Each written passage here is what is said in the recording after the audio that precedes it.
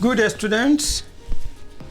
You are welcome to sirMATHS in this mathematical journey in the world of numbers. Today we are going to treat properties of exponential, or what we call indices. That's the topic we are going to treat. But before then, let us review what we treated in our last meeting. That was sequences. Let us use this word problem to look at it again before we continue in our today's discussion. And our today's lesson is for grade 9, which is equivalent to JSS 3. Grade 9, JSS 3. That is what we are going to do.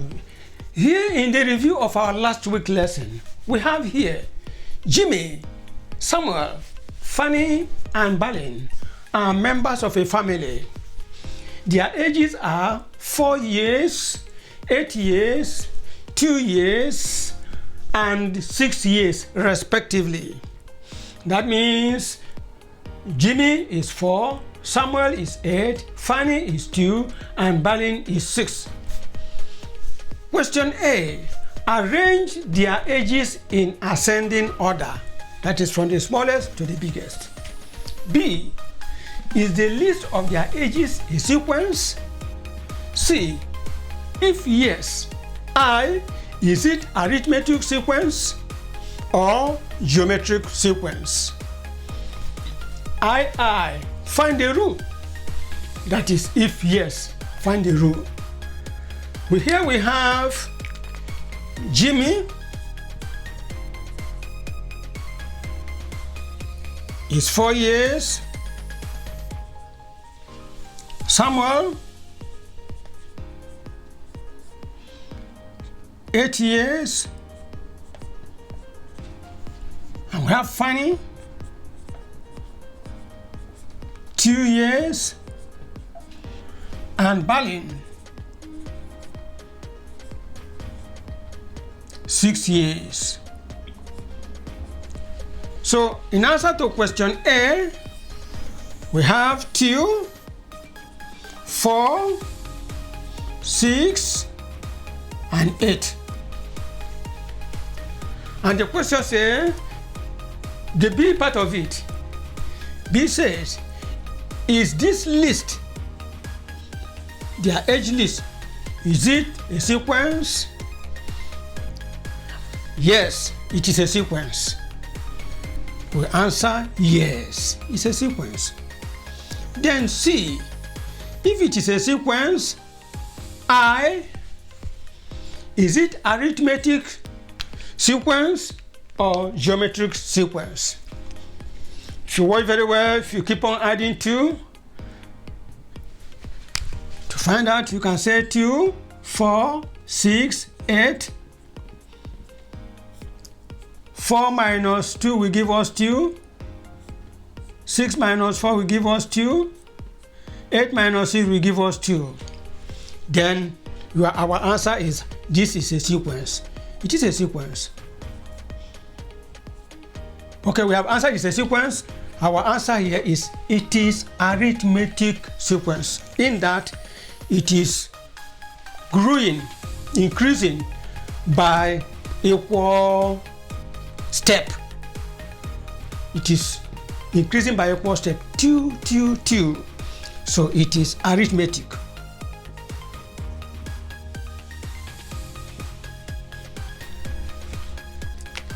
Then we are asked lastly, I under C.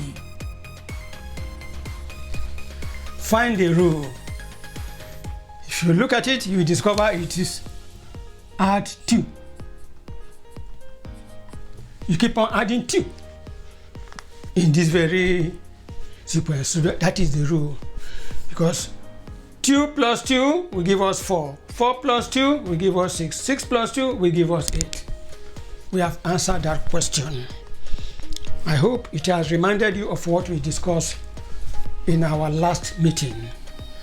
So now we go to our proper discussion today, which is the law of indices, or the properties of exponential.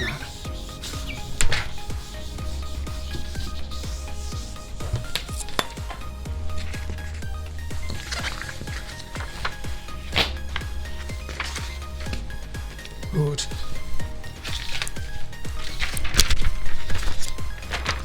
What do we mean by the law of indices or properties of exponential? Law of indices.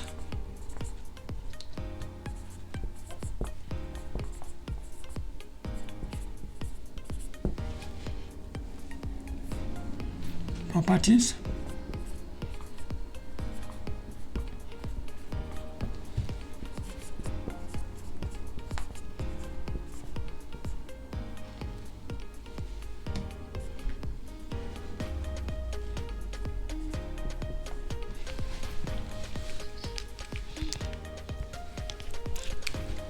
Sorry.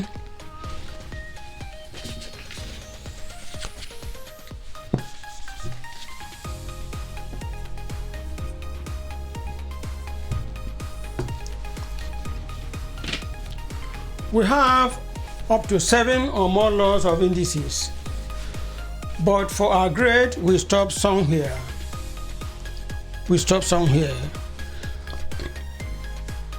One of it tells us that if we have a raised to power x times a raised to power y, that this will now be equal to a raised to power x plus y. 2. A raised to power x times a divided by, this is division now, a raised to power y. This will now be equal to a raised to power x minus y. 3. Have a, yes, this is division. So when we have division, we subtract. When we have division, we subtract. We also have a raised to power x, y, that will give us its value. But before then, we have a raised to power minus 1, that will give us 1 over a. Follow up to that is a raised to power minus x will give us 1 over a raised to power x. 4. A raised to power 0 will give us 1. And that implies that any number raised to power 0 will be equals to 1. We also discuss this a raised to power x or raised to power y will give us a raised to power x times y. When we have multiplication, we add the powers. If they are of the same base, When we have division, we subtract, having the same base. And any base raised to power that is negative will now be 1 over that very base. And any number raised to power 0 is equals to 1. And here, when we have the multiplication of powers, we just reflect it. That is power. A raised to power x times y. We will explain each of these, and application. Now, let's start from the first one, which says a raised to power x times a raised to power y. If you are given this value, a raised to power 3 times a raised to power 2. By implication, this is a times a times A times A times A. If you remove the bracket, this is A times A times A times A times A. And that is A raised to power 1, 2, 3, 4, 5. Which means if you are asked to simplify A raised to power 3 times A raised to power 2, you don't need to go into all this explanation. You simply tell the examiner that this is A raised to power 3 plus 2, and that is A. 2 plus 3 will give you 5. That is your answer. When, remember, this question, in this question there must be the same base. It's the power that will be different. What if you are given 2 raised to power 4 times 2 raised to power 2? This will give you 2 raised to power 4 plus 2. And that will be 2 raised to power 6. You can stop there, or you can even continue to find a value, because this is a manageable number. If it is a very big number like 2 raised to power 15 or 2 raised to power 20, you just stop there. But here, we can go on if we like. 2 times 2 is 4. 4 times 2 is 8. 8 times 2 is 16. 16 times 2 is 32. 32 times 2 will give us 64. You can go down to say equals to 64. That is in a situation where we are giving base power. Base power. There are situations we are giving coefficient, base, and power. Let's look at example to that effect.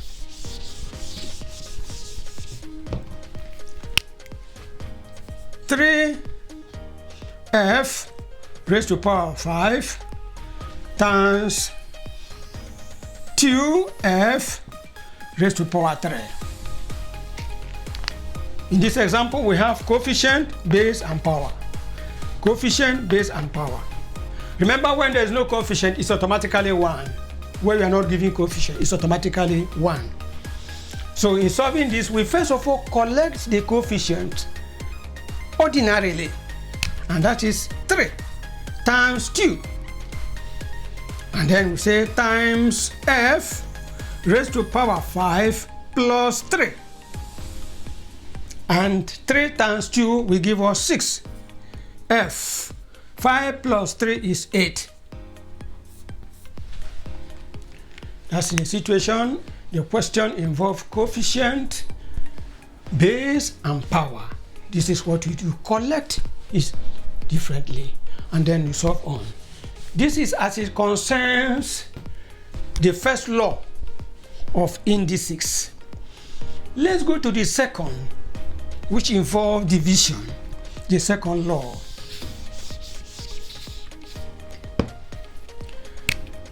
A raised to power x divided by a raised to power y, which he said is a raised to power x minus y.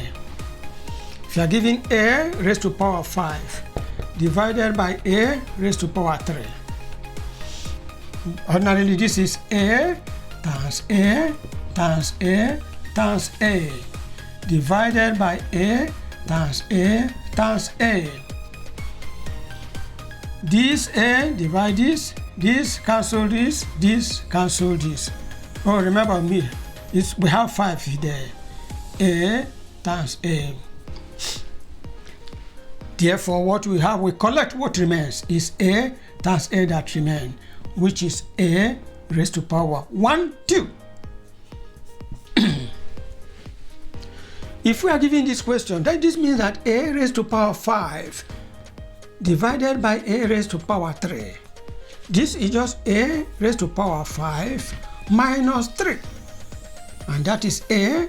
5 minus 3 is 2. That is what you expected to do. You don't need to go into all this explanation.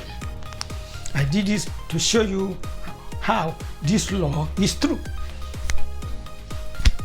And as I keep saying, when the base are the same, in this particular topic at your level, the base must be equal. If you have 5 raised to power 4 divided by 5, when there is no power, automatically the power is 1. You will tell the examiner that this is 5 raised to power 4 minus 1. And that will give you 5 raised to power 3. You can stop there or you continue. 5 times 5 is 25. 25 times 5 is 125. You can go to say this is 125. Like I said, or you stop here. That is for the second law. Now, in this example we have had, it's only base and power. Base and power. You can have coefficient, base and power in a question. Let's have this.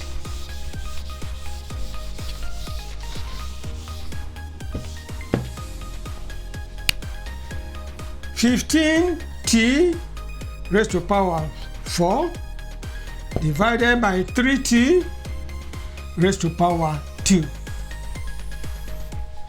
We collect the coefficient ordinarily by saying 15 divided by 3, and that is times t raised to power 4 minus 2.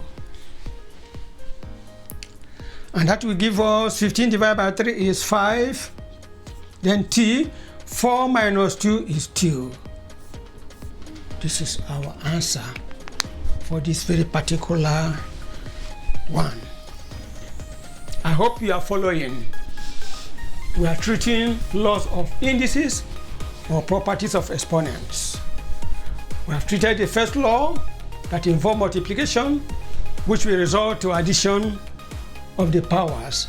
Now we have treated division, which will result in the subtraction of the powers. Let's go to the next law. Let's have a look at a raised to power 0 equals to 1. And let's have this example. A raised to power 3 divided by a raised to power 3. Ordinarily, this is by the second law we have treated, or let's continue with the first, but by the second law still. So we have a raised to power 3 minus 3. And what does that mean? This is a, 3 minus 3 is 0. But the same question, a raised to power 3 divided by a raised to power 3 is equals to a times a times a divided by a times a times a. This a cancel a. 1, 1, 1, 1. We have 1 times 1 times 1 is 1, over 1 times 1 times 1 is 1, and 1 divided by 1 is 1. Therefore, this law is true that any number raised to power 0 is equals to 1. If I attend your birthday party and play that I will give you $3,000 raised to power 0, of a truth you will clap and be happy. But I want to tell you, if you come for collection, what I will give you is $1, because that is what I promise. 3,000 raised to power 0 is 1. Any number raised to power 0 except 0 itself will give you 1. So whenever you are given a question like 5 raised to power 0 and you are asked to find the value, tell the person that this is 1. 256 raised to power 0 is what? Tell the person that the result is 1. Why? Because any number raised to power 0 will give you 1. That is for this particular law. I hope we are moving. Let's go to the next one.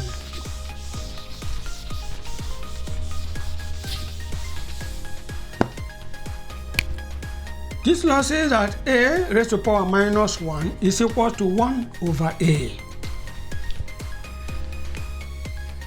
If you are given a raised to the power 3 divided by a raised to the power 4,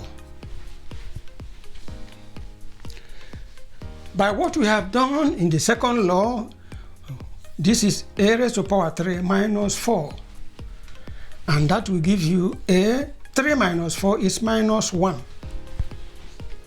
But the same question, a raised to the power 3 divided by a raised to the power 4. This is a times a times a over a times a times a times a. The a cancel this.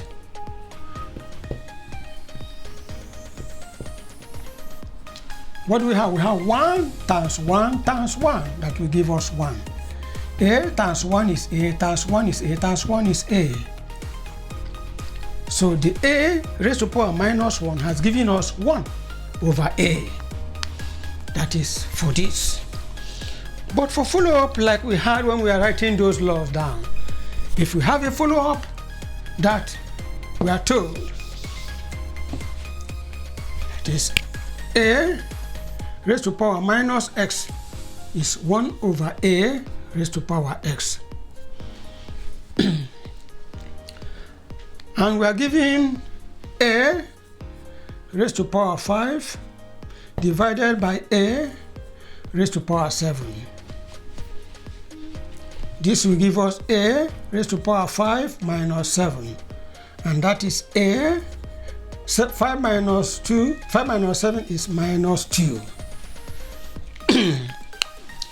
The same question can be solved in this manner.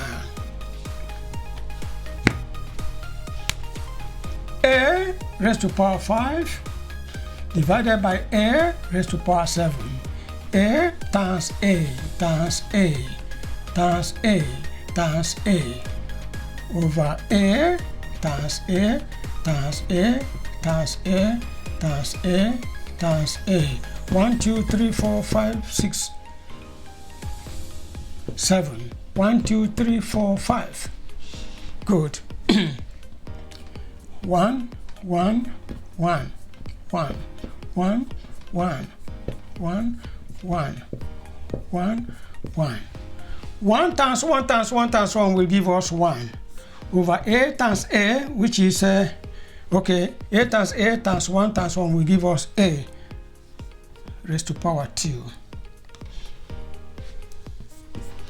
So a raised to the power minus 2 is the same thing as 1 over a raised to the power 2. Sometimes we will be asked, rewrite. When you're asked to rewrite, let's say 1 over 5.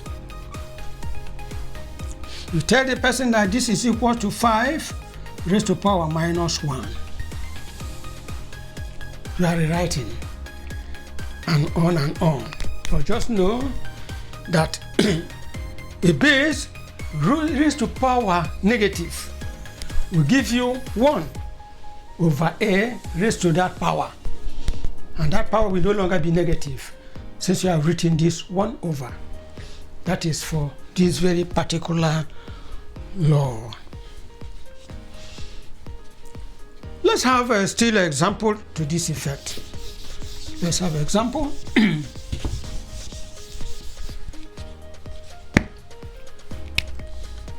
You are given 2 raised to power minus 3.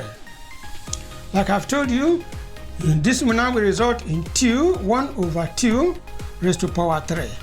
This is a manageable number. You go further to say 1 over 2 raised to power 3 is 2 times 2, 4, 4 times 2, 8. This is 1 over 8. 1 over 8. That is for that very instance. That is for that very fourth law. Let's go to the fifth one, and that is where we may end for our grade. The law that says that a raised to power x or raised to power y is equals to a raised to power x times y. So here we have a, let's have a raised to power 3 or raised to power 2. We put this as a raised to power 3 times a raised to power 3. 1, 2, because of this 2. And this will give us a raised to power 3 plus 3. And that is a 3 plus 3 is 6. But by this law, the law doesn't want you to go into all this time spending. I've just given a raised to power 3 or raised to power 2. Take the examiner that this is a raised to power 3 times 2.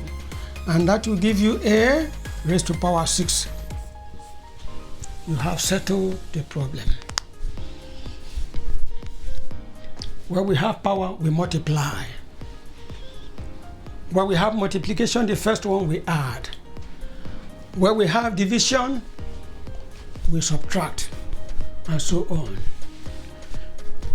Remember to subscribe to sirMATHS to help you move with us on our day-to-day discussion in this mathematical journey in the world of numbers. And see, it is a sweet journey, a very lively journey. We end at where we'll be happy. So just click to that very notification and that bell, and you will follow so that you'll be updated. You won't be left behind. So for today, we are stopping here. We'll continue when next we meet. Don't forget our discussion on the law of indices or properties of exponents. Thank you for listening. God bless you.